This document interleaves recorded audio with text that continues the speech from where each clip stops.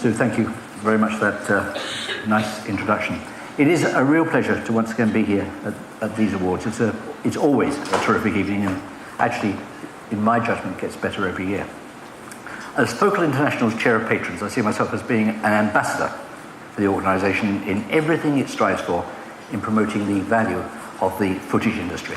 Now, there's an extremely extravagant table prize available for anyone who can come up with a deft phrase that can rid us once and for all of being described as the footage industry. We must be able to come up with something that resonates rather better in the digital world. Come on, guys, footage industry just doesn't do it, does it, really? So we'll be collecting at the end, but the prize is magnificent, well worth winning. Despite that, I think that one of the reasons that these awards are getting more important each year is that we're entering a fascinating phase in the development of the audiovisual archives. We're effectively moving from a point at which much of the activity in relation to archives was perceived as passive to one at which it's becoming ever more active. The focus is no longer overwhelmingly on the collection, preservation and management of archives. The really exciting opportunity increasingly revolves around the potential to make archival content accessible across a new range of educational, heritage and commercial platforms. If I may, let me just offer one example. Inspired, I'm sure, by the runaway success of their Mitchell and Kenyon series, the BFI moved up a gear with the restoration and the release of the public information masterpieces, that's my word, not theirs, that they put out on DVD last year, entirely made up of archival material.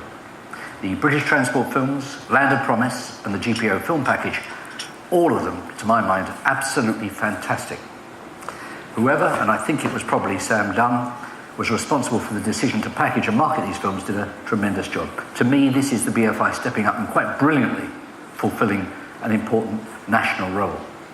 The next phase is to see how schools will be encouraged to make use of these films in citizenship classes or indeed modern history classes or any other way that they are imaginative to come up with. I'm eager to see how strongly those links are developed, on what terms the BFI is able to make these films available, and how schools and their teachers might be trained in the best possible use of the material. These are films that can and should be used for a whole series of different purposes. It's hard to argue the case for producing a brilliant series on British Rail if they're only going to reach and engage a few hundred rail anoraks. My apologies to any rail anoraks in the audience, but I think that's a strong economic case I'm making here. On the other hand, if through films like these we begin to develop a better understanding of the importance of our transport infrastructure, that can only be a very good thing. There's real added value in ensuring that, for example, a national debate on the future of rail is both informed and stimulated as a result of the availability of these films. And within the context of the many, many issues surrounding future sustainability, films like these suddenly become an invaluable teaching and learning resource. All of us, I think, constantly need to ask, in relation to archive materials, how do we add value to them and through them? How do we make sure that a clear public purpose is attached to making them more available to more people and in the most accessible form possible? Until you encourage people, particularly young people, past the so-called expert custodians and allow them to understand the implications of the many, many irreversible decisions being made on their behalf, as I see it, we're merely delaying the opportunity of creating a more engaged, a more informed, and a more responsible society. Given the availability of the very best archive material and the technology that now allows us to dramatise and offer access to it, we no longer have any excuse for keeping people in ignorance. Let me try and put that another way. By combining the availability of an extremely rich array of material from the UK's archives and the possibilities that are offered by digital technology, with the opportunity of looking at things and, as it were, reassembling them so that we can try to reimagine them as they might possibly be. This offers, I think, a richness of imaginative or inventive thinking that was very largely lost when we as a nation stopped making things. I had an interesting experience a month ago.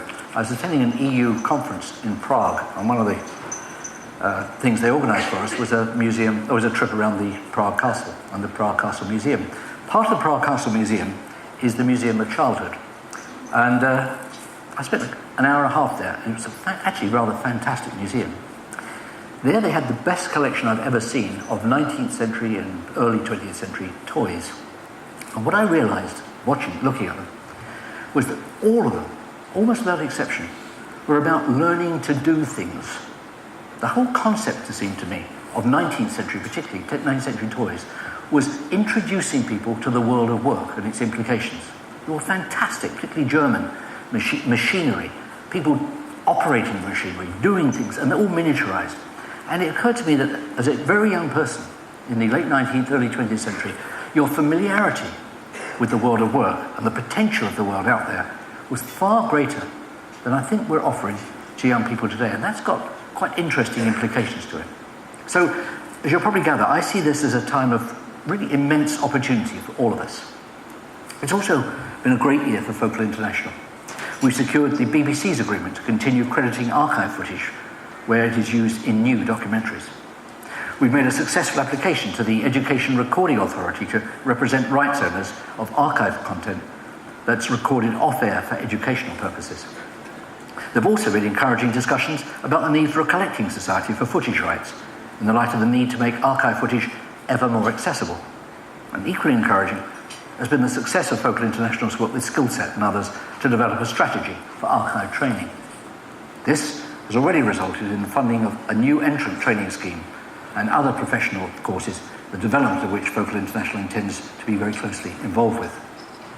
Focal is also grateful for the support of the Royal Television Society's London group in enabling us to launch the inaugural Jane Mercer Memorial Lecture, which will be given by Roly Keating next week.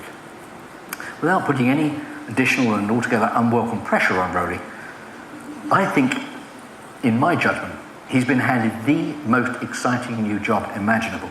And I think it's one that will make him a crucial player in what I see as a new and very dynamic era for archives. So, with that said, let's continue the evening in celebration of the very best usage of footage, and please, please, please remember that glittering table prize. Thank you.